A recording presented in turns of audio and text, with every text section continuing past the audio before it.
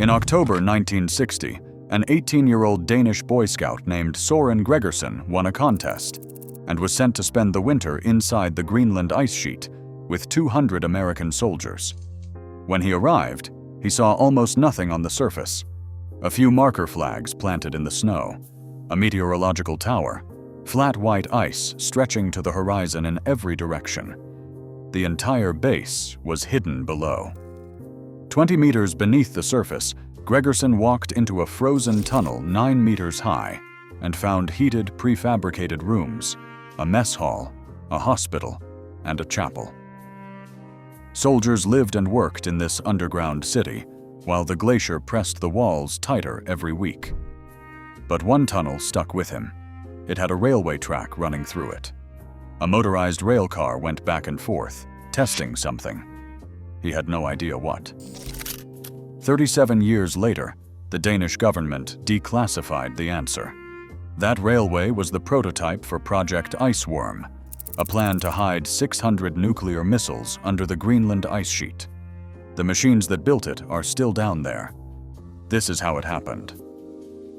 In May 1959, Colonel John Kerkering and Captain Thomas Evans rolled across the Greenland ice cap in 2-tracked Polecat Arctic personnel carriers. They were looking for a spot to build the most ambitious military construction project of the Cold War. They found it 222 kilometers east of Thule Air Base, at 77 degrees north latitude, almost 2,000 meters above sea level. There was nothing there but ice and wind. Construction started the following month. The United States Army Corps of Engineers used a technique called cut and cover. 3 Swiss-built Peter Plow snow millers chewed trenches out of the compressed snow at 900 cubic meters per hour. Behind them, steel corrugated arches were laid across the open trenches and buried under fresh snow that froze into a solid roof. Caterpillar D8 and D9 tractors dragged 6,000 tons of prefabricated buildings, fuel tanks, and steel framework across the ice from Thule. The convoys moved at 3 kilometers per hour, pulled by the massive Le Tourneau sno-train, a 600-horsepower diesel-electric locomotive riding on 16 wheels. Every load took days to cover 200 kilometers of open ice in darkness and wind that reached 125 miles per hour. By October 1960, Camp Century was operational. There were 21 interconnected tunnels, stretching 3 kilometers. A main corridor was 335 meters long, 8 meters wide, and 8.5 meters tall. Inside the tunnels, wooden buildings sat on platforms with 14-inch air wells drilled 40 feet into the floor, so the heat from the rooms would not melt the walls around them. A Rodriguez well, a steam-heated cavity 36 meters deep in the ice, produced 10,000 gallons of fresh drinking water every day. The camp had a hospital with an operating room and X-ray equipment, a barber shop, a theater showing first-run films, a library, a hobby shop, and a gym. Walter Cronkite from CBS came to film it and called it the city under the ice. But the city needed power. Diesel generators could not keep up with a base this size in temperatures that dropped to minus 57 degrees Celsius. So the Army installed something that had never been tried in a location this extreme: a nuclear reactor. We are trying to reach 1,000 subscribers so we can bring you more stories like this one. If you want to find out what went wrong with that reactor and why 600 nuclear missiles were supposed to launch from under this ice, hit like and subscribe. It takes 2 seconds, and it tells us to keep digging. The PM-2A was a pressurized water reactor designed by the American Locomotive Company in Schenectady, New York. It arrived at Camp Century on 10 steel skids, each weighing up to 13,600 kilograms, plus 18 crates of auxiliary equipment. Assembly crews lowered it all into a dedicated trench 54 meters long and 18 meters deep, sealed with a 12-meter diameter steel arch. 10 weeks later, on October 2, 1960, At 6:52 in the morning, the reactor reached first criticality. It generated 1.56 megawatts of electricity and enough thermal heat to run the Rodriguez well. For 33 months, the PM2A powered Camp Century. It produced over 11 million kilowatt hours, but there were problems the Army did not advertise.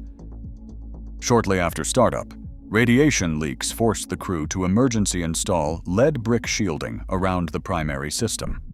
One reactor operator named Franklin was exposed to approximately 2,000 rads per hour for 2 minutes. When he was later examined at Bethesda Naval Hospital, his body triggered the whole body radiation counter. The Army discharged approximately 47,000 gallons of low-level radioactive coolant water directly into unlined sumps in the ice. Denmark approved this with a limit of 2.7 gigabecquerels per year. The total radioactivity dumped into the glacier reached approximately 1.2 billion becquerels. And then the ICE started winning. By mid-1962, the ceiling of the reactor trench had drooped so far that construction crews had to raise it by 5 feet to prevent the ice from touching the reactor housing. The walls of every tunnel crept inward like a slow-motion vice. The glacier was not a foundation. It was a living thing that moved 3.5 meters per year, and it was slowly swallowing Camp Century from every direction. Core samples from the sewage sumps revealed something worse. Liquid waste had migrated 170 feet sideways through the ice in less than 3 years. The 14-inch air wells that were supposed to prevent melting were themselves sinking deeper into the glacier. The city was eating itself from below, while being crushed from above, and fresh snow piled 4 feet higher on the surface every year. The Army engineers ran the numbers. If they built the full Iceworm tunnel network, the ice would crush it within 2 years of completion. Constant re-excavation would cost more than the missiles themselves. This is the part of the story most people never hear. If you are one of the first 1,000 subscribers to this channel, you are helping us tell these stories before they disappear. Like and subscribe. Tell us in the comments if you have ever worked in extreme cold conditions and what the equipment looked like after a single winter. Because Camp Century was never really about science. In 1960, the U.S. Army Engineer Studies Center produced a classified report called Strategic Value of the Greenland Ice Cap. It laid out Project Iceworm, 600 nuclear missiles riding a subterranean railway through 4,000 kilometers of tunnels beneath the ice sheet. The network would cover 135,000 square kilometers, 3 times the size of Denmark. 2,100 launch positions, spaced 4 miles apart. 60 launch control centers, 11,000 military personnel living and working underground. Construction cost estimate, $2.37 billion in 1960 money. Annual operating cost, $409 million. The missiles were called Iceman, a shortened cold-hardened variant of the Minuteman, with a range of 3,300 nautical miles and a 2.4 megaton warhead. The idea was simple. Hide them under the ice where the Soviets could never target them. Shuttle them between thousands of firing positions on an underground railway so no satellite could track which holes were loaded. Camp Century was the proof of concept. The reactor proved nuclear power worked under ice. The railway Gregerson saw in that tunnel was testing whether tracks could survive glacier pressure. The Peter Plows proved you could cut tunnels fast enough, but the ice itself proved the entire concept was impossible. The glacier would not cooperate. The reactor was shut down on July 9, 1963. The fuel and primary system were pulled out and shipped home aboard the USNS Greenville Victory on July 26, 1964.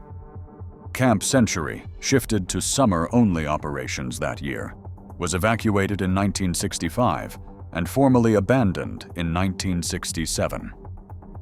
Denmark was never told about Project Iceworm. The Danish government had declared Greenland a nuclear-free zone in 1957. Prime Minister H.C. Hansen had sent the Americans a letter that was deliberately vague, and Washington took his silence as consent. When the Thule Air Base B-52 crash in January 1968 scattered plutonium from 4 hydrogen bombs across the sea ice, the decades of deception began to unravel. Journalist Poul Brink broke the story in 1986. The Danish Institute of International Affairs published the full report on January 17, 1997. That is when Søren Gregersen, now a middle-aged seismologist, finally learned what the railway in his tunnel was for. But the machines that built Camp Century were never removed. In April 2024, a NASA Gulfstream 3 flew over the Greenland ice sheet carrying belly-mounted synthetic aperture radar. Scientists Chad Green and Alex Gardner from the Jet Propulsion Laboratory were calibrating the instrument for Antarctic research when a grid of tunnels appeared on their screens, 35 meters below the surface. They did not know what they were looking at. Green later said, "We were looking for the bed of the ice, and out pops Camp Century." What the radar showed is still down there. 9,200 metric tons of infrastructure. Caterpillar D8 and D9 tractors, Tucker snowcats, M29 weasels, crawler cranes, the Rodriguez well apparatus, prefabricated barracks, the hospital X-ray equipment, the chapel, steel fuel tanks holding 200,000 liters of diesel, 24 million liters of sewage in unlined ice sumps, and 47,000 gallons of radioactive coolant water with a total activity of 1.2 billion becquerels. All of it sitting exactly where the Army left it, now under 115 feet of ice. The question nobody wanted to ask is what happens when the ice melts. In 2016, glaciologist William Colgan published the first paper warning that under current warming trends, Camp Century could transition from snow accumulation to net surface melt by the end of this century. The waste would not reach the surface before 2100 under any current model. But Colgan put it plainly. 2 or 3 degrees Celsius is the difference between Camp Century staying under ice or melting out. And there is one more piece of this story that ties everything together. In 1966, a drilling crew at Camp Century completed the first ice core ever drilled to bedrock, 1,400 meters down. The bottom 12 feet were frozen subglacial mud. That mud was shipped to Copenhagen and forgotten in a university freezer for almost 50 years. In 2017, researchers opened the tubes and found perfectly preserved moss, twigs, and insect parts.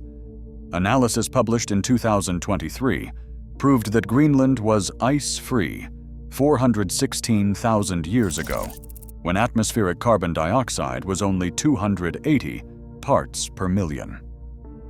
We are now at 420. The Army sent those drill rigs to Greenland as part of a weapons cover story. The frozen mud they pulled up accidentally became one of the most important climate records in history. The Army built Camp Century, believing eternal ice would bury every mistake they made there. The reactor leaks, the radioactive water, the secret missile program, the lie to Denmark. 60 years of accumulating snow was supposed to seal it shut forever.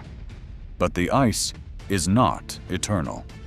The machines are still sitting in their tunnels, 35 meters down, in the same positions their operators parked them. The ice preserved everything. And now scientists, politicians, and the melting glacier itself are deciding what happens next. Camp Century cost $85 million in today's money. It operated for 8 years. It produced 0 missiles, 0 megawatts of useful civilian power, and one of the worst environmental legacies in Arctic history. But it also produced the first ice core to bedrock and the frozen proof that Greenland has melted before. The cover story turned out to be more important than the mission. We are building this channel one story at a time, and every subscriber gets us closer to telling the next one. Like and subscribe. If you know someone who works with heavy equipment in extreme conditions, send them this video. We want to hear their stories too.